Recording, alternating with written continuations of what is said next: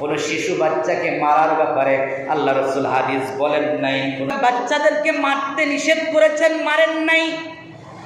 আল্লাহ পাক জানিয়ে দিলেন ওয়া'মুর আহলাকা বিস-সালাহ, তোমার আহলে পরিবার সদস্যদেরকে নামাজের নির্দেশ দিবা। আল্লাহর পক্ষ থেকে এই নির্দেশ আসলো। এই পৃথিবীর বুকে বাচ্চাদের মারার ক্ষেত্রে সাবধানতা অবলম্বন করেছেন রাসূল।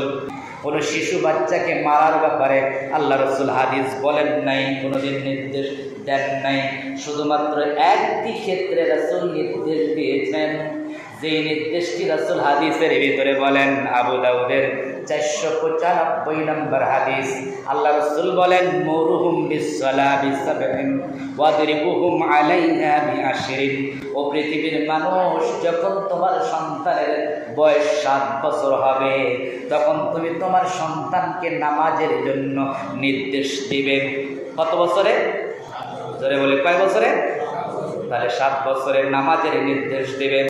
আল্লাহ রাসূল সাল্লাল্লাহু আলাইহি ওয়াসাল্লাম বাচ্চাদেরকে মারতেন না, আদর করতেন।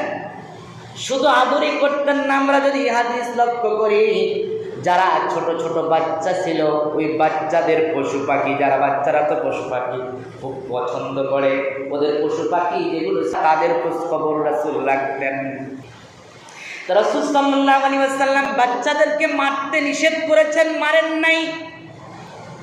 কিন্তু আল্লাহ রাসূল একটি ক্ষেত্রে বললেন, ও পৃথিবীর মানুষ, তোমার সন্তান যখন 7 বছর বয়সে পদার্পণ করবে, তখন তোমার কাজ হচ্ছে তুমি সন্তানকে অর্ডার করবে, তুমি নামাজের জন্য নির্দেশ করবে। 7 বছর থেকে 10 বছর পর্যন্ত এই কাজটি তোমার চলবে।